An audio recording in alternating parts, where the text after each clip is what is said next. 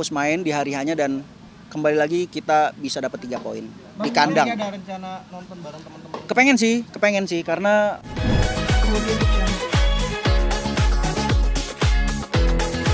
Bang, Indonesia Indonesia Jepang ya harus menang walaupun kita lihat sendiri tim Jepang bagus, banyak pemain-pemain yang bermain di tim-tim Eropa dan jadi pemain inti. Mudah-mudahan kita bisa curi kesempatan dan bisa dapat 3 poin, ya minimal seri lah, tapi kalau bisa menang.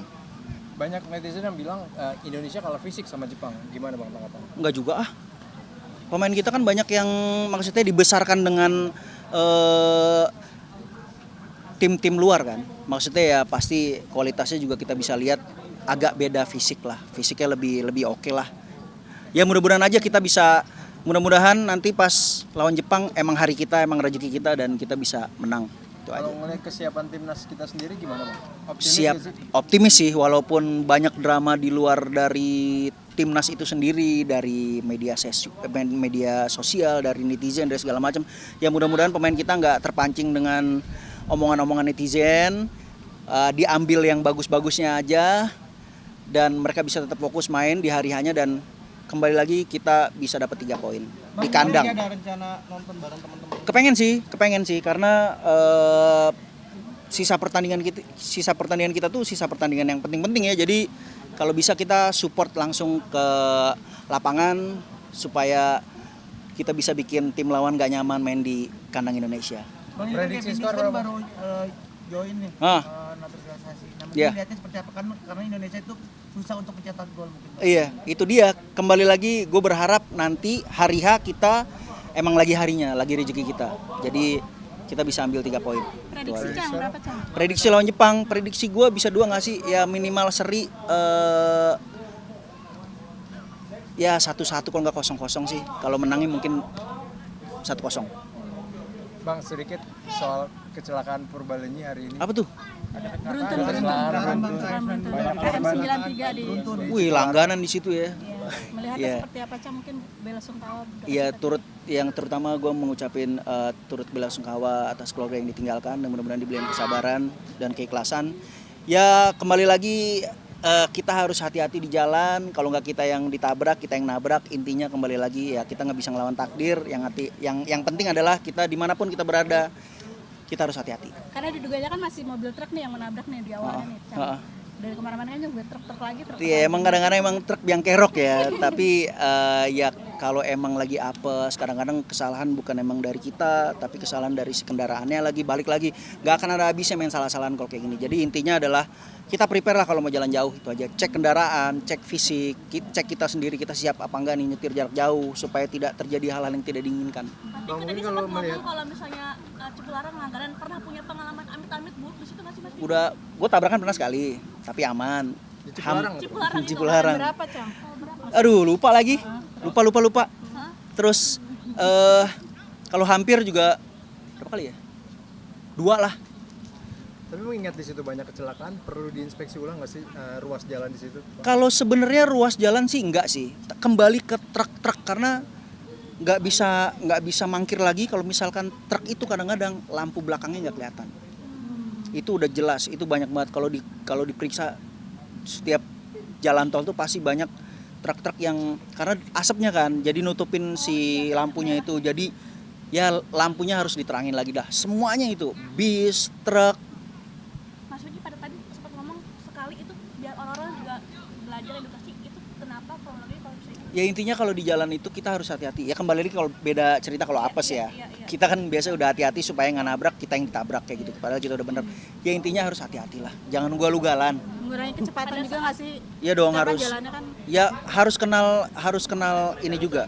Harus kenal medan. Kalau mau ngebut kita harus tahu medannya. Oh di sini. Itu kan bumpy kan jalanannya. Terus banyak truk-truk juga. Jadi ya kalau merasa kita jarang lewat situ, kita nggak kenal medannya, mending cari aman aja safety. Pelan-pelan aja nggak usah ngebut, yang penting nyampe. ada satu kamu tahu apa kamu yang larang Dia salah, saya juga salah. Saya ngebut tapi mobilnya juga salah, motong ke kiri nggak pakai sen, langsung dadakan. Jadi dua-duanya salah. kondisi mobil lu sendiri gimana Cang waktu itu? Kebetulan mobilnya temen, jadi saya duduk di depan. Tapi ada luka Nggak ada. hati paling luka, sakit hati kali. Mobil baru soalnya teman gue waktu itu. Bang, minta ucapan Udah lama, maaf udah dong. lama. Ya buat keluarga yang ditinggalkan atas kejadian kecelakaan di Cipularang, saya turut berduka cita yang sedalam-dalamnya. Mudah-mudahan diberikan ketabahan, keikhlasan dan kesabaran. Makasih banyak Mas. Terima kasih.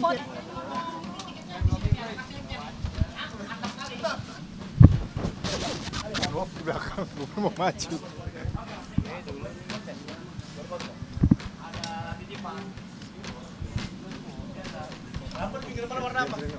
Bocor cahaya dari sini aja.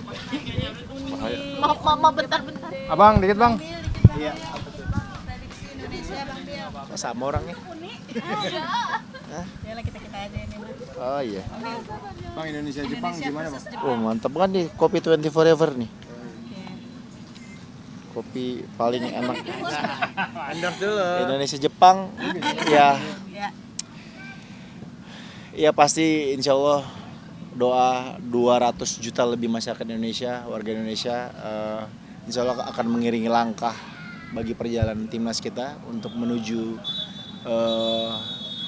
menuju bahwa harapan itu akan nyata kita bisa berlaga di Piala Dunia. Memang berat.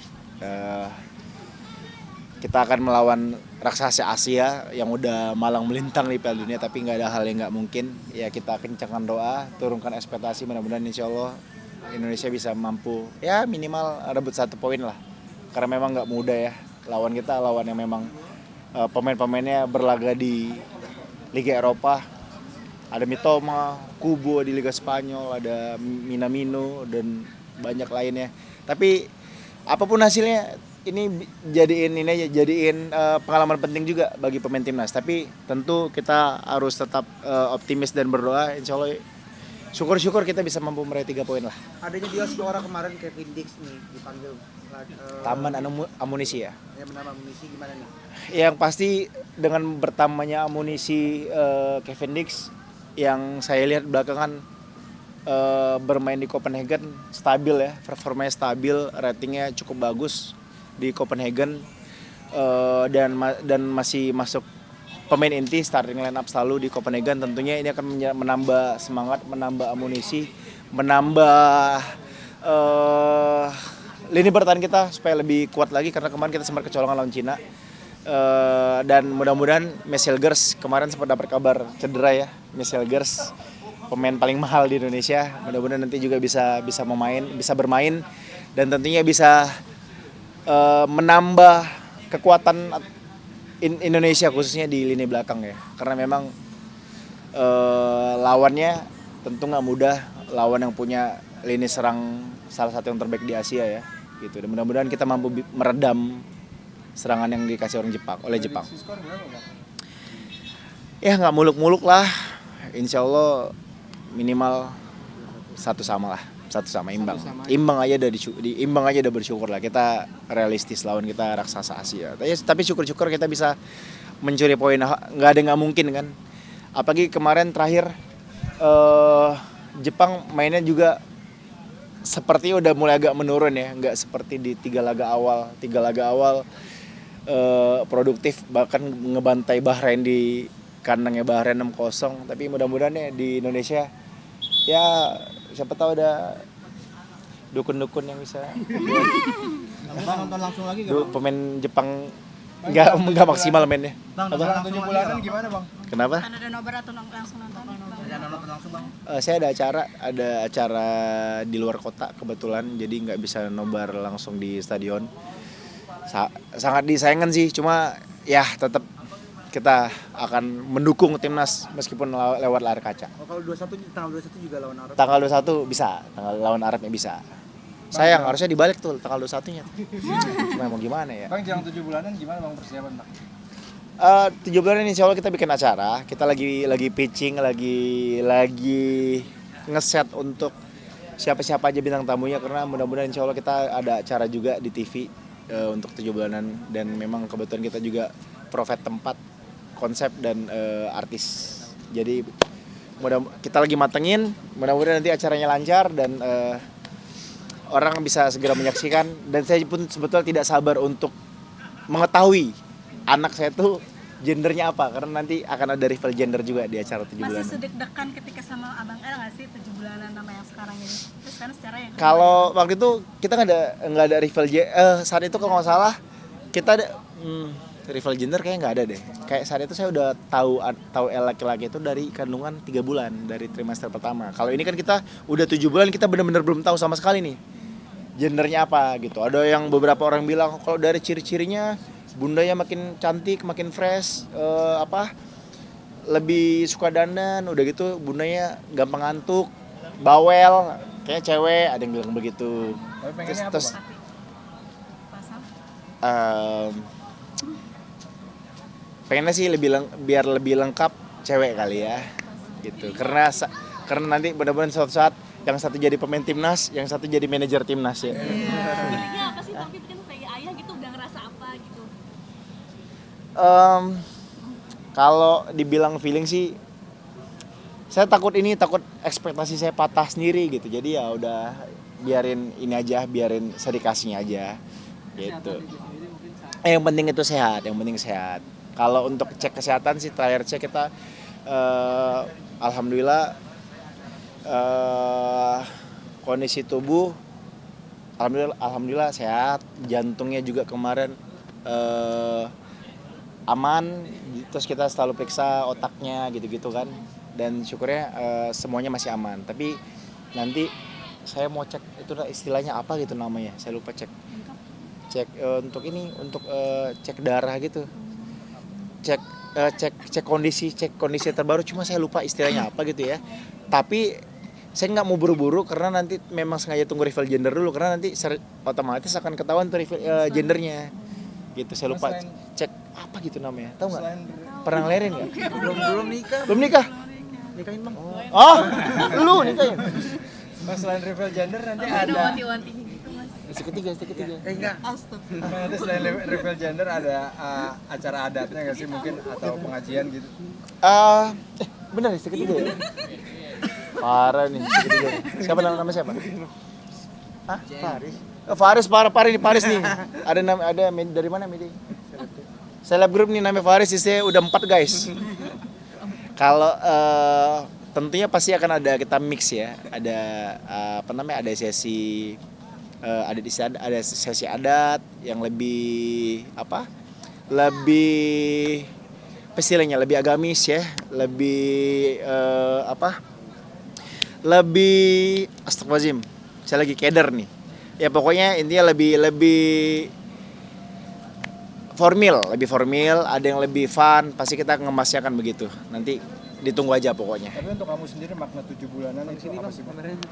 Mendoakan si jabang bayi kan? Ya pertama itu salah satu yang penting banget ya, itu mendoakan jabang bayi tentunya, dan juga untuk mengetahui gender, dan juga memang satu lagi untuk memperkenalkan budaya Indonesia, karena kan Indonesia akan kental sekali dengan berbagai macam budaya, dan kita harapkan dengan acara nanti akan ada sesi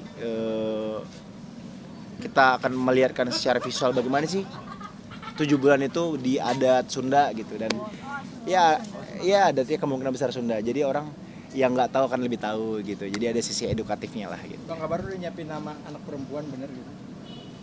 Iya, kalau nggak salah namanya Marilyn Monroe. Kenapa sudah menyiapkan nama perempuan Bang Bil? Ada perempuan nggak? Ada perempuan, ada laki-laki kita siapkan. Acara kapan sih Bang? Kalau perempuan Marilyn Monroe, kalau cowok Justin Bieber. Marilyn Monroe. Acaranya kapan Bang Bilar? Acaranya di bulan ini. Bulan ini.